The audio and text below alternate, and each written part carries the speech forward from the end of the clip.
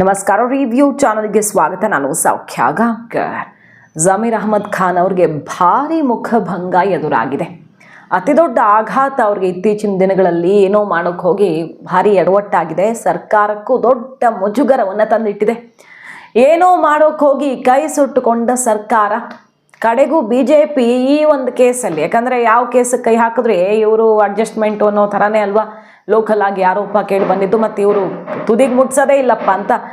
ಆದರೆ ಈ ಕೇಸಲ್ಲಿ ಮಾತ್ರ ಬಹಳ ದೊಡ್ಡ ಶಾಕನ್ನೇ ಕೊಟ್ಟಿದೆ BJP. ವೆರಿ ಇಂಟ್ರೆಸ್ಟಿಂಗ್ ರಿಪೋರ್ಟ್ ಇಡ್ತಾ ಇದ್ದೀವಿ. ಮಿಸ್ ಮಾಡಿದೆ ನಮ್ಮ ಚಾನಲ್ನ ಸಬ್ಸ್ಕ್ರೈಬ್ ಮಾಡಿ, ನಿಮ್ಮ ಅಭಿಪ್ರಾಯ ಕಮೆಂಟ್ ಮಾಡ್ತಾರೆ ವೀಕ್ಷಕರೇ. ಜಮೀರ್ ಅಹ್ಮದ್ ಖಾನ್ ಸಾಮಾನ್ಯವಾಗಿ ಅತಿ ಉತ್ಸಾಹದಿಂದ ಅಬ್ಬರಿಸಿ ಸಿದ್ದರಾಮಯ್ಯನವ್ರ ಕೈ ಬಲಪಡಿಸೋದಕ್ಕೆ ನಿಂತಂಥ ಜಮೀರ್ ಅಹ್ಮದ್ ಖಾನ್ಗೀಗ ಬಹಳ ದೊಡ್ಡ ಆಘಾತ, ಮತ್ತು ಅವರ ಇಲಾಖೆಯ ಅಧಿಕಾರಿಗಳೇ ಶಾಕ್ ಕೊಟ್ಟಿದ್ದಾರೆ. ಈಗ ಸರ್ಕಾರದ ಬಂಡವಾಳ ಬಯಲಾಗಿ ದೊಡ್ಡ ಮುಜುಗರ ಕಾರಣ ಆಗಿದೆ. ಏನದು? ಬಳ್ಳಾರಿ ಗಲಾಟೆಯಲ್ಲಿ ಕೋಗಿಲು ಕೇಸು ಎಲ್ಲ ಮರ್ತು ಬಿಡ್ತಾರೆ ಅಂದ್ಕೊಂಡಿದ್ರಂತೂ ಸಾಧ್ಯ ಇಲ್ಲ. ಯಾಕಂದರೆ ಅದು ಅತ್ಯಂತ ಗಂಭೀರ ಸ್ವರೂಪದ ಕೇಸು. ಆ ಕೇಸಲ್ಲಿ ಒಂದು ದೊಡ್ಡ ಬೆಳವಣಿಗೆ ಆಗಿದೆ. ನೋಡಿ ಏನಾಗಿದೆ. ಜಮೀರ್ ಅಹ್ಮದ್ ಖಾನ್ ಅವರು ಮೊನ್ನೆ ಘೋಷಣೆ ಮಾಡಿಬಿಟ್ರು, ಪಾಪ ಜನವರಿ 1 ಹೊಸ ವರ್ಷಕ್ಕೆ ಹೊಸ ಮನೆ ಸಾಲನೂ ಕೊಡ್ತೀವಿ ನಾವು ಅಂತ. ನೋಡಿ, ಅಕ್ರಮವಾಗಿ ಭೂಮಿ ಒತ್ತುವರಿ ಮಾಡ್ಕೊಂಡವ್ರಿಗೆ ಮನೆ ಕೊಟ್ಟು ಸಾಲನೂ ಕೊಡ್ತಾರಂತೆ ಇವರು. ಆಕ್ರೋಶಕ್ಕೆ ಗುರಿ ಆಯ್ತಲ್ವ. ಈಗ ಮನೆಯೂ ಇಲ್ಲ, ಸಾಲನೂ ಇಲ್ಲ. ಸರ್ಕಾರಕ್ಕೆ ಭಾರಿ ಹಿನ್ನಡೆಯಾಗಿದೆ. ಕೇರಳ ಎಲೆಕ್ಷನ್ಗೋಸ್ಕರ ವೇಣುಗೋಪಾಲು ಅಥವಾ ಹೈಕಮಾಂಡ್ ಮಾತು ಕೇಳಿಕೊಂಡು ಪಿಣರಾಯಿ ವಿಜಯನ್ ಹೆದರಿಸಿದ್ದಕ್ಕೆ ಹೆದರಿ ಕುಣಿಯೋಕೆ ಹೋದಂಥವ್ರಿಗೆಲ್ಲ ದೊಡ್ಡ ಆಘಾತವೇ ಆಗಿದೆ. ಈಗ ಮನೆ ಕೊಡೋಕ್ಕಾಗ್ತಾ ಇಲ್ಲ. ಸದ್ಯದ ಪರಿಸ್ಥಿತಿಯಲ್ಲಂತೂ ಅವ್ರಿಗೆ ಮನೆ ಕೊಡೋಕ್ಕೆ ಸಾಧ್ಯವಿಲ್ಲ. ನೋಡಿ, ಈಗ ಜಮೀರ್ ಅಹ್ಮದ್ ಅವ್ರಿಗೆ ಯಾಕೆ ಶಾಕ್ ಅಂದರೆ, ರಾಜೀವ್ ಗಾಂಧಿ ವಸತಿ ನಿಗಮದ MD, ಹೌಸಿಂಗ್ ಬೋರ್ಡ್ನ MD ಪರಶುರಾಮ್ ಅವರು ಸ್ಪಷ್ಟವಾಗಿ ಹೇಳಿದ್ದಾರೆ, ಇದು ಆಗೋದಿದ್ರೆ ಒಂದೇ ಒಂದು ಚಾನ್ಸ್ ಇರೋದು ಕೃಷ್ಣ ಬೈರೇಗೌಡರ ಮೂಲಕ ಬರಬೇಕು. ಯಾಕಂದರೆ ಅವ್ರ ಕ್ಷೇತ್ರ ಬರುತ್ತೆ. ಶಾಸಕರ ಕೋಟಾದಲ್ಲಿ ಏನು ಕೊಡೋದಕ್ಕೆ ಅವಕಾಶ ಇದೆ. ಅರ್ಜಿ ಅಂತೂ ಹಾಕೋದಿದ್ರೆ ಇವ್ರು ಮುಂಚೆನೇ ಹಾಕ್ಕೊಳ್ಬೇಕಿತ್ತು. ಆ ಥರದ ಆಪ್ಷನ್ನೇ ಉಳ್ಕೊಂಡಿಲ್ಲ. ಹಾಕ್ಕೊಂಡು ಕಾಯ್ತಿರೋರೇ ಸಾವಿರ ಗಟ್ಟಲೆ ಜನ ಇದ್ದಾರೆ. ಕೆಲವರೆಲ್ಲ ಹಣ ಪೂರ್ತಿ ಕಟ್ಟಿದವ್ರಿಗೂ ಕೂಡ ಈ ಮನೆ ಸಿಕ್ಕಿಲ್ಲ. ಅರ್ಜಿ ಹಾಕ್ಕೊಂಡಿದ್ದಾರೆ, ಅರ್ಧ ಅಮೌಂಟ್ 50,000 ಎಲ್ಲ ಕಟ್ಕೊಂಡವ್ರು ಇದ್ದಾರೆ. ಅದಕ್ಕೆ ಗೈಡ್ಲೈನ್ಸ್ ಇರುತ್ತಲ್ವಾ, 10-12 ರೂಲ್ಸ್ ಇದೆ. ಆಧಾರ್ ಕಾರ್ಡು, ಪಡಿತರ ಚೀಟಿ, ಇಲ್ಲ 5 ವರ್ಷ ಆಗಿರಬೇಕು, ಇವರ ಆದಾಯ ವರ್ಷಕ್ಕೆ ಇಷ್ಟಿರಬೇಕು, ಇಂಥದ್ದೆಲ್ಲ ರೂಲ್ಸ್ಗಳಿವೆ. ಅದರ ಅನುಗುಣವಾಗಿ ಅರ್ಜಿ ಹಾಕ್ಕೊಂಡು ದುಡ್ಡು ಕಟ್ಟಿದವ್ರಿಗೆ ಇನ್ನೂ ಮನೆ ಇಲ್ಲ. ಆ ನಿಯಮದ ಮೂಲಕವೇ ಹೋಗಬೇಕು. ಇನ್ನೊಂದು ಆಪ್ಷನ್ನು ಕೃಷ್ಣ ಬೈರೇಗೌಡರ ಮೂಲಕ, ಶಾಸಕರ ರೆಫರೆನ್ಸಲ್ಲಿ ಕೆಲವು ಇಷ್ಟು ಪರ್ಸೆಂಟೇಜ್ ಅಂತ ಇರತ್ತೆ. ಸೊ ಇಲ್ಲಿ ಕೃಷ್ಣ ಬೈರೇಗೌಡರ ಮೂಲಕ ಯಾವುದು ನಮಗೆ ಬಂದಿಲ್ಲ, ಆನ್ಲೈನ್ ಅರ್ಜಿನೇ ಬರಬೇಕು. ಬೇರೆ ಬೇರೆ ರೀತಿಯಲ್ಲಿ ಹೆಂಗೆಂಗೋ ಮೌಖಿಕವಾಗಿ good news brother good news ಅಂದರೆ ಆಗಲ್ಲ. ಆನ್ಲೈನೇ ಬರಬೇಕು. ಅದು ಇರೋದೇ ಒಂದು ಆಪ್ಷನ್ನು ಅಂತ ಸ್ವತಃ MD ಪರಶುರಾಮ್ ಅವರು ತಳ್ಳಿ ಹಾಕಿದ್ದಾರೆ. ಇದುವರೆಗೆ ನಮ್ಗೆ ಒಂದು ಅರ್ಜಿನೂ ಬಂದಿಲ್ಲ, ಸೊ ಇದಾಗಲ್ಲ ಅಂತ. ಅಂದರೆ ಮುಂದೆ ಇದೇ ರೀತಿಯಲ್ಲಿ ಬಂದರೆ ನೋಡ್ಬೋದು, ಬಟ್ ಇದುವರೆಗೆ ಏನೂ ಬಂದೇ ಇಲ್ಲ. ಜನವರಿ 1 ಬಿಟ್ಟಾಕಿ 2 ಬಿಟ್ಟಾಕಿ ಕೊಡೋ ಥರ ಕಾಣಿಸ್ತಿಲ್ಲ. ಕೋಗಿಲು ಅಲ್ಲಿ ಡೆಮಾಲಿಷನ್ ಒಳಗಾದಂತಹ ಅವ್ರು ಯಾರಿದ್ದಾರಲ್ಲ, ಅವರು ನಮಗೊಂದು ಗುಡಿಸ್ಲು ಹಾಕ್ಕೊಡಿ ಸರ್, ಕಾಡಲ್ಲಾದರೂ ಜಾಗ ಕೊಡಿ, ನಮ್ಗೆ ಅಪಾರ್ಟ್ಮೆಂಟ್ ಬೇಡ ಅಂತ ಅವರೇ ಹೇಳಕ್ಕೆ ಶುರು ಮಾಡಿಬಿಟ್ಟಿದ್ದಾರೆ. ಇದು ಸಿಗಲ್ಲ ಅನ್ನೋದು ಒಂದು ಕಡೆ ಗೊತ್ತಾಗ್ಬಿಟ್ಟಿದೆ ಅವ್ರಿಗೆ. ಮತ್ತೊಂದು ಕಡೆ ಇದನ್ನು ಕೊಡೋದಕ್ಕೆ ಪ್ರತಿಪಕ್ಷಗಳು ಬಿಡಲ್ಲ ಅನ್ನೋದು ಗೊತ್ತಾಗ್ಬಿಟ್ಟಿದೆ. ಯಾಕಂದರೆ ಅದು ಹೆಂಗೆ ಕೊಡ್ತಾರೆ ಇವ್ರಿಗೆ ಮಾತ್ರ ಅನ್ನೋ ಆಕ್ರೋಶ. ಅರ್ಜಿ ಹಾಕ್ಕೊಂಡವರೇ ಬಾಯ್ ಬಡ್ಕೊಂಡು ಅಲ್ಲಿ ಹೌಸಿಂಗ್ ಬೋರ್ಡ್ ಮುಂದೆ ಹೋಗಿ ಕ್ಯೂ ನಿಂತರೂ ಅವ್ರ ಸಮಸ್ಯೆಗೆ ಪರಿಹಾರ ಸಿಗ್ತಿಲ್ಲ. ಎಷ್ಟೆಷ್ಟು ದಿನ ಬೇಕು ಒಂದು ಅರ್ಜಿ ಹಾಕ್ಕೊಂಡು ಅಪ್ಲಿಕೇಶನ್ ಕ್ಲಿಯರ್ ಆಗಿ ಹಣ ಕಟ್ಟಿದ್ರೂ ಮನೆ ಸಿಗೋಕ್ಕೆ. ಅಂಥದ್ರಲ್ಲಿ ಇವ್ರಿಗೆ ಹೆಂಗೆ ಕೊಡ್ತಾರಲ್ವ ಜನ, ಬೆಂಗಳೂರು ಜನ ರೊಚ್ಚಿಗೆ ಹೇಳ್ತಾರೆ ಇವರಿಗೆ ಐಷಾರಾಮಿ ಅಪಾರ್ಟ್ಮೆಂಟ್ ಕೊಟ್ಟು ಕೂರಿಸ್ತೀನಿ ಅಂದರೆ. ಈಗ ನೋಡಿ ಬಂಡವಾಳ ಬಯಲಾಗ್ತಿದೆ. ಆಪ್ಷನ್ನೇ ಇಲ್ಲ ಹಿಂಗೆ ಕೊಡೋಕ್ಕೆ. ಮನೆ ಕೊಡ್ತೀನಿ ಅಂದ ತಕ್ಷಣ ಕೊಡೋಕ್ಕೆ ಆಪ್ಷನ್ನೇ ಇಲ್ಲ. ಮೊದಲು ಇವರು ಅರ್ಹರ ಅನ್ನೋದನ್ನು ಕ್ಲಿಯರ್ ಮಾಡಿ ರಿಪೋರ್ಟ್ ಕೊಡಬೇಕು. ಅದು ಶಾಸಕರ ಹತ್ರ ಹೋಗಬೇಕು. ಶಾಸಕರು ಕ್ಲಿಯರ್ ಮಾಡಿದ್ರೆ ಮಾತ್ರ ಹೌಸಿಂಗ್ ಬೋರ್ಡು ಆ ಮೂಲಕ ಆನ್ಲೈನ್ ಅರ್ಜಿಯಲ್ಲಿಯೇ ಸ್ವೀಕರಿಸಿ ಮುಂದಿನ ಪ್ರಕ್ರಿಯೆ ಮಾಡುತ್ತೆ. ಅದು ಯಾವುದೂ ಆಗಿಲ್ಲ ಇದುವರೆಗೆ ಅನ್ನೋದು ಬಿಗ್ ಶಾಕ್. ಜಮೀರ್ ಅಹ್ಮದ್ ಖಾನ್ ಅವ್ರಿಗೆ ಭಾರಿ ಮುಖಭಂಗ. ಹೈಕಮಾಂಡ್ ಹೇಳ್ತು ಅಂತ ಸ್ಪಾಟಲ್ಲೇ ಲಾಟ್ರಿ ಹೊಡ್ಸೋಕೆ ಹೋದಂಥ ಜಮೀರ್ ಅಹ್ಮದ್ ಖಾನ್ ಅವರು ಬಂಪರ್ ಗಿಫ್ಟ್ ಕೊಟ್ಟು ಸಾಲನೂ ಕೊಡ್ತೀವಿ ಅಂದಂಥ ಜಮೀರ್ ಅಹ್ಮದ್ ಖಾನ್ ಅವರು, ಅವ್ರ ವಿಡಿಯೋ ಸಿಕ್ಕಾಪಟ್ಟೆ ವೈರಲ್ ಆಯಿತು. ಮನೇನೂ ಹೊಸ ವರ್ಷಕ್ಕೆ, ಅದ್ರ ಮೇಲೆ ಸಾಲ ಬೇರೆ. ಅಂದರೆ ದುಡ್ಡು ಏನು ಕಟ್ಟಬೇಕಲ್ಲ ಸ್ಮಾಲ್ ಅಮೌಂಟು ಅಂತ. ಅದು ಒಂದು ಮೊದಲ ಶಾಕ್. ಎರಡನೇದೇನೆಂದರೆ, ಕಡಿಮೆ ದುಡ್ಡಿಗೆ ಇವ್ರಿಗೆ ಕೊಡಿಸ್ಕೊಡ್ತಾರೆ. ಎಷ್ಟೋ ಲಕ್ಷಕ್ಕೆ ಅಂತ ಹೇಳಿದ್ರಲ್ಲ, 13 ಲಕ್ಷ ಈಗ ಅಪಾರ್ಟ್ಮೆಂಟ್ ಪ್ರೈಸು ಈ ಥರ ಅರ್ಜಿ ಮೇಲೆ ಕೊಡೋದಾದರೆ. ಅದನ್ನೆಷ್ಟೋ 4 ಲಕ್ಷಕ್ಕೋ ಏನೋ ಕೊಡ್ತೀವಿ ಅನ್ನೋ ಥರ ಏನೋ ಕೇಳಿಬಂತಲ್ಲ. ಇಲ್ಲ, ಕೊಡೋದಕ್ಕೆ ಆಗಲ್ಲ. ಈಗ ಪ್ರಾಸೆಸ್ ಅಂಥದ್ದೇನೂ ಆಗೇ ಇಲ್ಲ, ನಂಬರ್ 1. ಎರಡನೇದು, ಯಾರಿಗೇ ಕೊಡೋದಾದರೂ ಅಷ್ಟೇ ದುಡ್ಡು ಕೊಡೋದು. 13 ಲಕ್ಷಕ್ಕೆ ಕೊಡ್ತಾರೆ ಅವ್ರು. 13 ಲಕ್ಷನ ಅಕ್ರಮವಾಗಿ ಬಂದು ಗುಡಿಸ್ಲಾಕೊಂಡು ಅವ್ರು ಕೊಡ್ತಾರ? 13 ಲಕ್ಷ ಕೊಟ್ಟು ತಗೋತಾರ? ಎರಡನೆಯ ದೊಡ್ಡ ಶಾಕ್ ಜಮೀರ್ ಅಹಮದ್ ಖಾನ್ ಮತ್ತು ಸರ್ಕಾರಕ್ಕೆ. ಇದು ಬೇರೆಯವ್ರು ಕೊಟ್ಟಿರೋ ಶಾಕ್ ಅಲ್ಲ, ಹೌಸಿಂಗ್ ಬೋರ್ಡೇ ಕೊಟ್ಟಿರೋ ಶಾಕು. ಆ ಥರ ಆ ಪ್ರಾಸೆಸ್ಸೇ ಇಲ್ವಲ್ಲ ಅಂತ BJP ತುಂಬ ಚೆನ್ನಾಗಿ ಹ್ಯಾಂಡಲ್ ಮಾಡಿದೆ ಈ ಕೇಸನ್ನು, ಫಾರ್ ಅ ಚೇಂಜ್. ಯಾಕಂದರೆ ಇಷ್ಟು ದಿನದ್ದೆಲ್ಲ ಒಂದು ಸಲ ಅಬ್ಬರ ಆರ್ಭಟ ಆಗ್ತಿತ್ತು, ನಾಳೆಗೆ ಅದ್ರ ಸುದ್ದಿನೇ ಇರ್ತಿರ್ಲಿಲ್ಲ. ಇಲ್ಲ, ಫಾಲೋಅಪ್ ತುಂಬ ಚೆನ್ನಾಗಿ ಮಾಡಿದ್ದಾರೆ. ಅಶೋಕ್ ಅವರು, ಛಲವಾದಿ ನಾರಾಯಣ ಸ್ವಾಮಿ ಅವರು, ವಿಶ್ವನಾಥ್ ಅವರು ಒಂದು ಟೀಮ್ ಮಾಡಿಕೊಂಡು ಸ್ಪಾಟ್ ವಿಸಿಟ್ ಮಾಡಿ, ಗೂಗಲ್ ಮ್ಯಾಪ್ ಕಂಪ್ಲೀಟಾಗಿ ಎಕ್ಸ್ಪರ್ಟ್ ಅನಾಲಿಸಿಸ್ ಮಾಡಿ, ಆಮೇಲೆ ಅವ್ರ ಹತ್ರ ಯಾವ್ಯಾವ ಡಾಕ್ಯುಮೆಂಟ್ಸ್ ಇವೆ, ಹೌಸಿಂಗ್ ಬೋರ್ಡಲ್ಲಿ ಅಪ್ಲೈ ಮಾಡೋದಕ್ಕೆ 12-13 ಕಂಡೀಷನ್ಸ್ನ ಅವ್ರು ರೀಚ್ ಆಗ್ತಾರಾ ಇಲ್ವೋ ಅದನ್ನು ಎಕ್ಸ್ಪೋಸ್ ಮಾಡಿ. ಅವ್ರ ಹತ್ರ ಬಹಳಷ್ಟು ಜನರ ಹತ್ರ ಇಲ್ಲ, ಪಡಿತರನೂ ಇಲ್ಲ, ಆಧಾರೂ ಇಲ್ಲ. ಕೆಲವ್ರ ಹತ್ರ ಇದೆ. 5 ವರ್ಷ ಆಗಿದೆ ಈ ಜಾಗದಲ್ಲಿ ಅಂತ ಕೇಳಿದ್ರೆ ಅದು ಮೇನ್ ಪಾಯಿಂಟ್ ಇಲ್ಲಿ. 5 ವರ್ಷ ಆಗಿರಬೇಕು, ಇಲ್ಲ 2 ವರ್ಷದಲ್ಲಿ ಬಂದವರೇ ಹೆಚ್ಚು. ಅದನ್ನು ಎಕ್ಸ್ಪೋಸ್ ಮಾಡಿದ್ದಾರೆ. ಸೊ ಇವರು ಯಾವ ರೀತಿಲೂ ಅರ್ಹರಲ್ಲ ಅನ್ನೋದನ್ನು BJP ಕಂಪ್ಲೀಟ್ ಆಗಿ ತೆರೆದಿಟ್ಟಿದೆ. ಈಗ ಕೊಡ್ತೀವಿ ಅಂತ ಸಿಕ್ಕಾಕೊಂಡು ಸರ್ಕಾರಕ್ಕೆ ಭಾರಿ ಮುಖಭಂಗ. ನಾವು ಯಾವುದೇ ಕಾರಣಕ್ಕೂ ಬಿಡಲ್ಲ ಅಂತ ಹೇಳಿದ್ರಿ MD ಅವರಿಗೆ, ಹೌಸಿಂಗ್ ಬೋರ್ಡ್ MA ಅವರು ಹೇಳಿದ್ರು. ನಾವು ರಾಜೀವ್ ಗಾಂಧಿ, ನೀವೇನ ಕಾನೂನು ವೈಲೇಷನ್ ಮಾಡಿದ್ರೆ ನಾಳೆ ಈ ಸರ್ಕಾರ 2 ವರ್ಷ ಆಮೇಲೆ ಹೊರಟೋತತೆ ಈ ಸರ್ಕಾರ, ಆಮೇಲೆ ಬಲಿಪಶು ಆಗೋರು ನೀವು. ಆನರೇಬಲ್ ಮಾನ್ಯ ಶಾಸಕರ ಕೋಟಾ ಏನಿದೆ ಅದರಲ್ಲಿ ಇನ್ನೂವರೆಗೂ ಯಾವ ಅರ್ಜಿನೂ ಬಂದಿಲ್ಲ. ಅಲ್ಲಿ ಅರ್ಜಿ ಬಂದ ಮೇಲೆ, ಅರ್ಜಿ ಸ್ವೀಕಾರ ಆದ್ಮೇಲೆ ಕಮಿಟಿಯಿಂದ ಏನು ರಿಕಮೆಂಡೇಶನ್ ಆಗ್ತದೆ ಆ ಕೋಟಾದಲ್ಲಿ, ಅಂದ್ರೆ 593 ಏನು ಕೋಟಾ ಇದೆಯಲ್ಲ ಅದರಲ್ಲಿ ಎಷ್ಟು ಅರ್ಜಿ ಸ್ವೀಕಾರ ಆಗ್ತದೆ ಅದ್ರ ಬೇಸ್ ಮೇಲೆ ಎಲಿಜಿಬಿಲಿಟಿಯನ್ನು ಚೆಕ್ ಮಾಡ್ತೀವಿ. ಈಗ ಬೈಯಪ್ಪನಹಳ್ಳಿ ಮನೆ ಕೊಡೋರಿಗೆ ಜಮೀರ್ ಅವ್ರು ವೈಯಕ್ತಿಕವಾಗಿ 1,80,000 ಸಾಲ ಕೊಡ್ತಿದ್ದಾರೆ.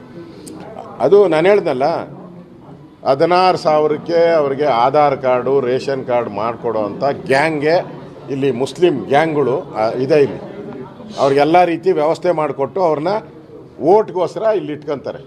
ನಾನು ಮಾಹಿತಿ ತಗೊಂಡೆ, ಒಬ್ಬ ಪೊಲೀಸ್ ಅಧಿಕಾರಿ ಹತ್ರ ಮಾಹಿತಿ ತಗೊಂಡೆ. ಅವರು ಬಾಂಗ್ಲಾದೇಶದಲ್ಲಿ 16 ಕೋಟಿ 17 ಕೋಟಿ ಜನ ಇದ್ದಾರಂತೆ. ಅಲ್ಲಿ ಕಾಣೆಯಾಗಿರೋರು 3 ಕೋಟಿ ಜನ ಕಾಣೆಯಾಗಿದ್ದಾರಂತೆ. ಅವ್ರು ಎಲ್ಲೋಗಿದ್ದಾರೆ, ಏನಾಗಿದ್ದಾರೆ ಗೊತ್ತಿಲ್ಲ. ಕೊಡೋಕ್ಕಾಗ್ತದೆ. ನೀವು ಹಂಗೇನಾರು ಕೊಡೋದಿತ್ತು ಅಂತಂದರೆ ವಕ್ಫ್ ಜಾಗ ಐತೆ, ಅವ್ರದ್ದೇ ಜಾಗ ಇದೆ, ಕೊಟ್ಕೊಂಡು ನಮ್ದೇನಿಲ್ಲ. ಇಲ್ಲ ಅವ್ರ ಸ್ವಂತ ಜಾಗ ಅಷ್ಟು ಭಾಳ ಪ್ರೀತಿ ಇತ್ತು ಅಂತಂದರೆ ಅವ್ರ ಸ್ವಂತ ಜಾಗದಲ್ಲಿ 30-40 ಸೈಟ್ ಕೊಟ್ಟು ಅವ್ರ ಸ್ವಂತ ದುಡ್ಡಲ್ಲಿ ಪಾಪ ಅವ್ರು ಆಮೇಲೆ ಏನೋ ಮಾಡ್ಕೊಂಡು ಹೋಗ್ತಾರೆ. ನಮಗಿಲ್ಲಿರ್ತಕ್ಕಂಥದ್ದು ಈಗ ನಾವು 5-6 ವರ್ಷಗಳಿಂದ 35,000 ಅಪ್ಲಿಕೇಶನ್ಗಳು ಹಾಕಿ ರಾಜೀವ್ ಗಾಂಧಿ ಹೌಸಿಂಗ್ ಕಾರ್ಪೊರೇಷನಲ್ಲಿ ಹಾಕಿದ್ರು ಕೂಡ, ದುಡ್ಡು ಕೊಟ್ಟಿದ್ರು ಕೂಡ ಮನೆಗಳು ಪೂರ್ಣ ಮಾಡಿದೆ. ಇವತ್ತು ಇವರಿಗೆ S+12 ಬೈಯಪ್ಪನಹಳ್ಳಿಯಲ್ಲಿ S+12 ವಿತ್ ಲಿಫ್ಟ್ ಇರ್ತದೆ. ನಿಮ್ಗೆ ಗೊತ್ತಿರಲಿ, ಅಪಾರ್ಟ್ಮೆಂಟ್ ಮನೆಗಳು ಕೊಡ್ತು ಅಂದರೆ ಪ್ರತಿ ತಿಂಗಳು ಕೂಡ ಮೇಂಟೆನೆನ್ಸ್ ದುಡ್ಡು ಕಟ್ಟಬೇಕಾಗ್ತದೆ. 5 ವರ್ಷ ಡಿಪಾರ್ಟ್ಮೆಂಟ್ ಅವ್ರು ಮಾಡ್ತಾರೆ, 2 ವರ್ಷ ಕಾಂಟ್ರಾಕ್ಟ್ರು, 3 ವರ್ಷ ಡಿಪಾರ್ಟ್ಮೆಂಟು. ಅದಾದಮೇಲೆ ನೀರು, ಕರೆಂಟು, ಹೊರಗಡೆ ಇರ್ತಕ್ಕಂಥದಕ್ಕೆಲ್ಲ ಕನಿಷ್ಠ ಇವರು 500-600 ರೂಪಾಯಿ ಪ್ರತಿ ತಿಂಗಳು ಕಟ್ಟಬೇಕು. ಇವ್ರು ಹೇಳಿದ್ರು ನಾವು ಜೆರಾಕ್ಸು ಆ ದುಡ್ಡಿಲ್ಲ ಅಂತ ಹೇಳಿದ್ರು. ಹೆಂಗೆ ಇವರು ಮೇಂಟೆನೆನ್ಸ್ ಮಾಡ್ತಾರೆ ಪಾಪ ಅವ್ರು ಬಡವರು. ಈಗ ಕೋಗಿಲು ಈ ಸಂಪೂರ್ಣ ಎಲ್ಲ ಟೆಕ್ನಿಕಲ್ ಡೀಟೇಲ್ಸ್ನ ಪಟ್ಟಿ ಮಾಡಿ ವರದಿಯನ್ನು ರಾಜ್ಯಾಧ್ಯಕ್ಷರು, BJP ರಾಜ್ಯಾಧ್ಯಕ್ಷರು ಒಂದು ರಾಜ್ಯಪಾಲರಿಗೆ ಅದನ್ನು ದೂರನ್ನು ಕೊಡೋದು ಸರ್ಕಾರದ ವಿರುದ್ಧ ಆ್ಯಕ್ಷನ್ಗೆ, ಇನ್ನೊಂದು ಕಾನೂನು ಹೋರಾಟ ಕೋರ್ಟ್ಗೆ ಹೋಗೋದಕ್ಕೆ BJP ಈಗ ಸಿದ್ಧತೆಯನ್ನು ಮಾಡಿಕೊಂಡಿರೋದು ಮಹತ್ವ ಪಡ್ಕೊಳ್ತಿದೆ. ಸರಿ, ಡೆಮಾಲಿಷ್ ಮಾಡಿದ್ರಿ, ಅದು ಕಾನೂನು ಪ್ರಕಾರವಾಗಿ ಮಾಡಬೇಕಾಯ್ತು, ಒತ್ತುವರಿ ಮಾಡ್ಕೊಂಡವ್ರನ್ನ ಎಬ್ಬಿಸ್ಬೇಕಾಯ್ತು, ಎಬ್ಬಿಸಿದ್ರಿ, ಕರೆಕ್ಟ್ ಇದೆ, ಯಾರೂ ಪ್ರಶ್ನೆ ಮಾಡಿರಲಿಲ್ಲ. ಇವರು ಸಿಡ್ದಿದ್ರು, ಕೇರಳದವರು ಎಲೆಕ್ಷನ್ ರಾಜಕಾರಣ ಮಾಡೋಕೆ ಬಂದರು.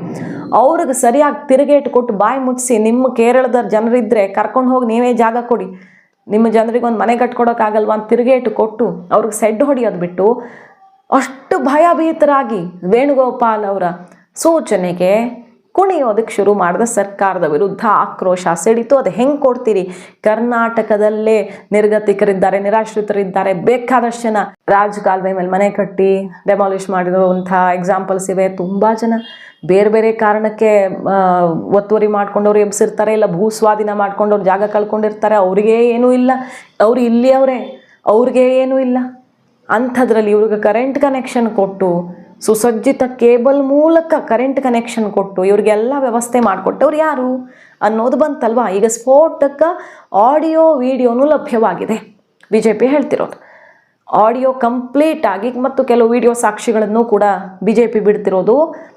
ಏನು ವಿಡಿಯೋ ಸಾಕ್ಷಿ ಆಡಿಯೋ ಸಾಕ್ಷಿ ಅಂತ ಕೇಳಿದರೆ ನೋಡಿ, ಅಲ್ಲಿ ಅನೌನ್ಸ್ಮೆಂಟ್ ಆಗಿತ್ತಂತೆ 3.5 ಲಕ್ಷದಿಂದ 4 ಲಕ್ಷಕ್ಕೆ ಗುಡಿಸಲು ಹಾಕಿಸುವ ಬಗ್ಗೆ. ಅಂದರೆ ಆ ವಾಸಿಮ್ ಅನ್ನೋ ವ್ಯಕ್ತಿ 4 ಲಕ್ಷ 5 ಲಕ್ಷ ಎಲ್ಲ ಒಬ್ಬೊಬ್ಬರಿಂದ ಕಲೆಕ್ಟ್ ಮಾಡಿ ಒಬ್ಬೊಬ್ರಿಗೆ ಒಂದೊಂದು ಸೈಟು ಅಂತ ತಾನೇ ಹಂಚಿಬಿಟ್ಟಿದ್ದಾನೆ.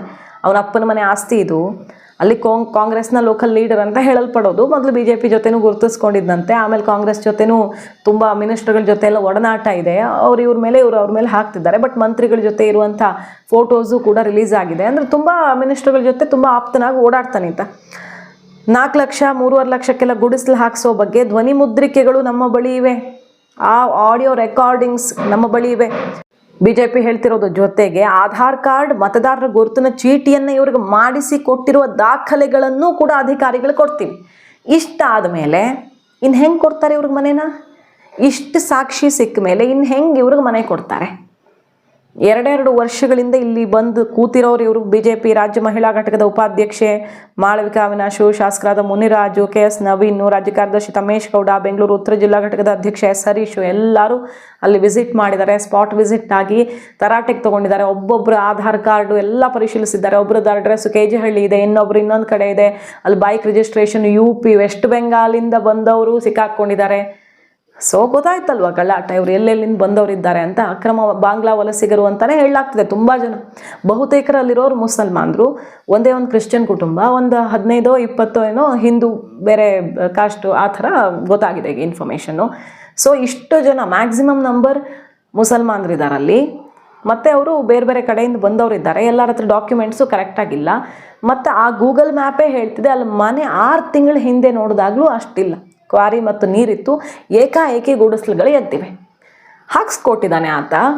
ಧ್ವನಿ ಮುದ್ರಿಕೆ ಘೋಷಣೆ ಮಾಡ್ಕೊಂಡು ಅಲ್ಲೆಲ್ಲ ಮಾಡಿದ್ದೂ ಕೂಡ ಪತ್ತೆಯಾಗಿದೆ. ಮತ್ತಲ್ಲಿ ಹಂಗಾಗ್ತಿದೆ ಅಂತ 2 ವರ್ಷಗಳ ಹಿಂದೆಯೇ ಕಂದಾಯ ಇಲಾಖೆಗೆ ದೂರೂ ಕೊಡಲಾಗಿದೆ. ಅಧಿಕಾರಿಗಳು ಮಾಹಿತಿ ತಗೊಂಡು ದೂರು ಕೊಟ್ಟರು, ಆ್ಯಕ್ಷನ್ ಆಗಿಲ್ಲ. ಸೊ ಇದು ಸರ್ಕಾರಿ ಪ್ರಾಯೋಜಕತ್ವದಲ್ಲಿ ನಡೆದಿದೆಯಾ? ಅಧಿಕಾರಿಗಳು ಮತ್ತು ಕೆಲವರು ಸೇರಿಕೊಂಡು ದುಡ್ಡು ಹೊಡೆಯೋದಕ್ಕೆ ಮಾಡಿದ್ದಾರಾ? ಎಲ್ಲ ಗೊತ್ತಾಗಬೇಕು. ಆರೋಪ ಅಂತೂ ಈ ರೀತಿ ಬಹಳ ಗಂಭೀರ ಸ್ವರೂಪದಲ್ಲಿ ಕಂಡು ಬರ್ತಿದೆ. ಇದ್ರ ನಡುವೆ ಜಮೀರ್ ಅಹಮದ್ ಖಾನ್ ಅವರು ಹೊಸ ವರ್ಷಕ್ಕೆ ಮನೆ, ಲಾಟ್ರಿ, ನಿಮಗೆ ಸಾಲನೂ ಕೊಡ್ತೀವಿ ಅಂತ ಘೋಷಣೆ ಮಾಡಿ ಬಂದು ಈಗ ಇಕ್ಕಟ್ಟಿಗೆ ಸಿಕ್ಕಾಕ್ಕೊಂಡಿದ್ದಾರೆ. ಕೊಡೋಕ್ಕಾಗ್ತಿಲ್ಲ ಮನೇನ, ಚಾನ್ಸೇ ಇಲ್ಲ. ಈ ಪರಿಸ್ಥಿತಿಯಲ್ಲಿ ಮನೆ ಕೊಡೋಕ್ಕೆ ಹೋದರೆ ಜನ, ಬೆಂಗಳೂರಿನ ಜನ ಸಿಡ್ದೇಳ್ತಾರೆ ಅಷ್ಟೇ. ಇಡೀ ಕರ್ನಾಟಕದ ಜನ ಸಿಡ್ದೇಳ್ಬೇಕಾಗುತ್ತೆ. ಯಾಕಂದರೆ ರಾಜ್ಯವ್ಯಾಪಿ ಇದ್ದಾರೆ ಆ ರೀತಿ ನಿರಾಶ್ರಿತರು, ಮನೆ ಕೊಡ್ತಾರೆ ಅಂತ ಕಾಯ್ಕೊಂಡಿರೋರು. ಇವಾಗ ರಿಪೋರ್ಟ್ಸ್ ಇಟ್ಟಿದ್ದೀವಿ ನಿಮ್ಗೆ. ಒಂದೊಂದು ಜಿಲ್ಲೆಯಲ್ಲೂ ಏನೇನು ಪ್ರವಾಹ, ಪ್ರಾಕೃತಿಕ ವಿಕೋಪ, ಬೇರೆ ಬೇರೆ ಯೋಜನೆಗಳಿಗೆ ಭೂಮಿ ಕೊಟ್ಟವರು, ಭೂಸ್ವಾಧೀನ ನಿರಾಶ್ರಿತರೇನು ಕಡಿಮೆ ಇದ್ದಾರ? ಅವ್ರಿಗೆಲ್ಲ ಯಾವಾಗ ಕೊಡ್ತೀರಿ? ಅದೊಂದು ಆಕ್ರೋಶ. ಆದರೆ ಬೆಂಗಳೂರಿನವರೇ ಸಾಕು. ಈಗ ಪ್ರೊಟೆಸ್ಟ್ಗೆ BJP 5ನೇ ತಾರೀಕು ಜೋರು ಪ್ರೊಟೆಸ್ಟ್ ಮಾಡ್ತಿದೆ. 65,000 ಅರ್ಜಿಗಳನ್ನು ಸಲ್ಲಿಕೆಯಾಗಿವೆ. ರಾಜೀವ್ ಗಾಂಧಿ ವಸತಿ ನಿಗಮಕ್ಕೆ ಮನೆ ಮಂಜೂರು ಮಾಡಿಕೊಡಿ ನಮಗೆ ಅಂತ 65,000 ಅರ್ಜಿಗಳು ಬಿದ್ದಿವೆ ಅಲ್ಲಿ. ಕೋಗಿಲು ಬಡಾವಣೆ ನಿರಾಶ್ರಿತರಿಗೆ ಮನೆ ಹಂಚಿಕೆ ಮಾಡುವಾಗ ಕನ್ನಡಿಗರಿಗೆ ಮೊದಲೇ ಆದ್ಯತೆ ಕೊಡಬೇಕು ಅಂತ ಅಲ್ಲಿ R ಅಶೋಕ್ ಅವರೆಲ್ಲ ಒತ್ತಾಯಿಸ್ತಿದ್ದಾರೆ. 65,000 ಅರ್ಜಿ, ಅದರಲ್ಲಿ ದುಡ್ಡು ಕಟ್ಟಿ ಅಪ್ಲೈ ಮಾಡಿದವರೇನೋ 15,000 ಏನೋ ಇದ್ದಾರೆ. ಹಾಗೆ ನಿಗಮ ಸುಮಾರು 7,000 ಮನೆಗಳನ್ನು ನಿರ್ಮಿಸಿರೋದು. ಈಗ 10,000 ಮನೆಗಳು ನಿರ್ಮಾಣ ಹಂತದಲ್ಲಿವೆ. ಕೇರಳ ಮುಖ್ಯಮಂತ್ರಿ ಪಿಣರಾಯಿ ವಿಜಯನ್ನು ಅಲ್ಲಿ ವೇಣುಗೋಪಾಲ್ ನಡುವೆ ನಡೀತಿರೋ ಸಂಘರ್ಷಕ್ಕೆ ಕನ್ನಡಿಗರು ಬಲಿಯಾಗಬೇಕಾ? 13,000 ಜನ ಪ್ರವಾಹದಿಂದ ಮನೆ ಕಳ್ಕೊಂಡಿದ್ದಾರೆ, ಅವ್ರಿಗೆ ಕೊಡಿ ಫಸ್ಟು. ಮತ್ತು ಇಲ್ಲಿ ಬೆಂಗಳೂರಲ್ಲಿ ಅರ್ಜಿ ಹಾಕಿ ದುಡ್ಡು ಅವ್ರಿಗೆ ಫಸ್ಟ್ ಕ್ಲಿಯರ್ ಮಾಡಿ. 80 ವರ್ಷದ ಮಹಿಳೆಯೊಬ್ಬರು ಪೂರ್ತಿ ಹಣನೂ ಪಾವತಿ ಮಾಡಿದ್ರು, ಇನ್ನೂ ಅವ್ರಿಗೆ ಮನೆ ವಿತರಣೆ ಆಗಿಲ್ಲ. ಕಳೆದ 4 ತಿಂಗಳಿಂದ ಅವರು ಅಲೆದಾಡ್ತಿದ್ದಾರೆ. ಕುಡಿಯೋ ನೀರು, ವಿದ್ಯುತ್ ಸಂಪರ್ಕನೂ ಸಿಗ್ತಿಲ್ಲ. ಸಾವಿರಾರು ಕನ್ನಡಿಗರು ಮನೆಗಾಗಿ ಕಾಯ್ತಿರೋರಿದ್ದಾರೆ. ಅವ್ರಿಗೆ ಕೊಡದೆ ಇವ್ರಿಗೆ ಹೆಂಗ್ರಿ ಕೊಡ್ತೀರಾ ಅಂತ ಜನ್ಮ ಜಾಲಾಡ್ತಿದೆ BJP. ಈಗ ತೀವ್ರ ಇಕ್ಕಟ್ಟಲ್ಲಿ ಸಿಕ್ಕಾಕೊಂಡ ಸರ್ಕಾರ. ಯಾವ ಕಾರಣಕ್ಕೂ ಇನ್ನು ಕೋಗಿಲು ಸಂತ್ರಸ್ತರು ಅಂತ ಏನು ಕರೀತಿದ್ದಾರೆ, ಎಲ್ಲರೂ ಸಂತ್ರಸ್ತರೇ. ಕಂಡವರು ಹೋಗಿರೋ ರಸ್ತೆಯಲ್ಲಿ ಮನೆ ಹಾಕ್ಕೊಂಡು ಆಮೇಲೆ ಅದನ್ನ ಕಿತ್ತಾಕಿ ನಾವು ಸಂತ್ರಸ್ತರು ಅಂದರೆ ಬರ್ತಾರೆ, ಕಿತ್ತೆದ್ದು ಬರ್ತಾರೆ. ಕರ್ನಾಟಕದಲ್ಲಿ ಇಂಥ ಆಫರ್ ಇದೆಯಂತೆ ಅಂತ ಕಂಡಲ್ಲಿಂದ ಕಿತ್ತೆದ್ದು ಬರ್ತಾರೆ. ಇವ್ರಿಗೆ ಮನೆ ಕೊಡೋವಂಥ ಯಾವ ಲಕ್ಷಣ ಕೂಡ ಕಾಣ್ತಿಲ್ಲ. ಕೃಷ್ಣ ಬೈರೇಗೌಡರು ಅದನ್ನೇ ಹೇಳಿದ್ದಾರೆ, ಹಾಗೆಲ್ಲ ಪಟಾಪಟ್ ಮನೆ ಕೊಡೋಕ್ಕಾಗಲ್ಲ. ಇಲ್ಲಿ ಕ್ಲಿಯರಾಗಿ ಹೇಳಿದ್ದಾರೆ ಅವರು. ವಾಸ್ತವ ಏನಿದೆಯೋ ಅಲ್ಲಿ ಎಲ್ಲಂಗೆಲ್ಲ ಪಟಾಪಟ್ ಕೊಡೋಕ್ಕಾಗಲ್ಲ. ನೋಡೋಣ, ಪರಿಶೀಲನೆ ಮಾಡೋಣ. ಜನವರಿ 1ರಿಂದ ಮನೆ ಇವ್ರಿಗೆ ನೋ. ಸೊ ಪರಿಶೀಲನೆ ಮಾಡಿ ಅಲ್ಲಿ ಕನ್ನಡಿಗರೇ ಯಾರಾದರೂ ಇದ್ದರೆ ಕನ್ನಡಿಗರು ಇಲ್ಲಿನವರೇ ಬೆಂಗಳೂರಲ್ಲಿ 5 ವರ್ಷದಿಂದ ನೆಲೆಸಿದ್ದಾರೆ ಅನ್ನೋದೆಲ್ಲ ಖಚಿತವಾದರೆ, ಅರ್ಹರು ಅಂತ ಐಡೆಂಟಿಫೈ ಆದರೆ, ಹಂಗೆ ನೋಡಕ್ಕೆ ಹೋದ್ರೆ ಒಂದು 15-20 ಜನ ಸಿಗ್ಬೋದಂತೆ ಅಲ್ಲಿ. ಮೂಲ ಕರ್ನಾಟಕದವರು ಅಂತ ಹುಡ್ಕಕ್ಕೆ ಹೋದ್ರೆ ಇಲ್ಲಿ ಸಾವಿರಾರು ಜನ ಬೀದಿಗೆ ಬಿದ್ದವ್ರಲ್ವಾ, 150 ಹೆಚ್ಚು ಕುಟುಂಬಗಳು, ಅದರಲ್ಲಿ ಒಂದು 15-20 ಮ್ಯಾಕ್ಸಿಮಮ್, ಇದು ಮಿನಿಮಮ್ ಅಲ್ಲ, ಮ್ಯಾಕ್ಸಿಮಮ್ 15-20 ಜನ ಅರ್ಹರು ಅಂತ ಸಿಗಬಹುದು. ಅದರಲ್ಲೂ ಅವ್ರಿಗೆ ಯಾಕೆ ಪ್ರಯಾರಿಟಿಲಿ ಕೊಡ್ತಾರೆ? ತುಂಬ ಜನ ಇವ್ರ ಥರ ಕಾಯ್ತಿರೋರು ಇಲ್ವಾ ಅರ್ಜಿ ಹಾಕ್ಕೊಂಡು. ಸೊ ಕೋಗಿಲು ನಿರಾಶ್ರಿತರಿಗೆ, ಕಾಂಗ್ರೆಸ್ ನಿರಾಶ್ರಿತರ ಪಟ್ಟ ಕೊಟ್ಟಿದೆಯಲ್ಲ ಅವ್ರಿಗೀಗ ಬಿಗ್ ಶಾಕ್ ಎದುರಾಗಿದೆ. ಅವ್ರಿಗಿಂತ ಹೆಚ್ಚು ದೊಡ್ಡ ಶಾಕು ಈಗ ಸರ್ಕಾರ ಮತ್ತು ಸಚಿವರಿಗೆ ಎದುರಾಗಿದೆ. ಭಾರಿ ಮುಜುಗರಕ್ಕೆ ಕಾರಣವಾಗಿದೆ ಈ ಘಟನೆ. ನೋಡೋಣ ಏನು ಮಾಡ್ತಾರೆ. ಹಠಕ್ಕೆ ಬಿದ್ದು CM ಹಠಕ್ಕೆ ಬಿದ್ದರೆ ಏನೂ ಮಾಡೋಕ್ಕಾಗಲ್ಲ, ಏನು ಬೇಕಾದರೂ ಮಾಡಬಹುದಲ್ಲ, ಕಾದು ನೋಡಬೇಕು. ಮಾಹಿತಿ ಇಷ್ಟ ಆಗಿದ್ರೆ ಮಿಸ್ ಮಾಡಿದ್ರೆ ನಮ್ಮ ಚಾನಲ್ನ ಸಬ್ಸ್ಕ್ರೈಬ್ ಮಾಡಿ, ನಿಮ್ಮ ಅಭಿಪ್ರಾಯ ಕಮೆಂಟ್ ಮಾಡಿ ತಿಳಿಸಿ. Thank you.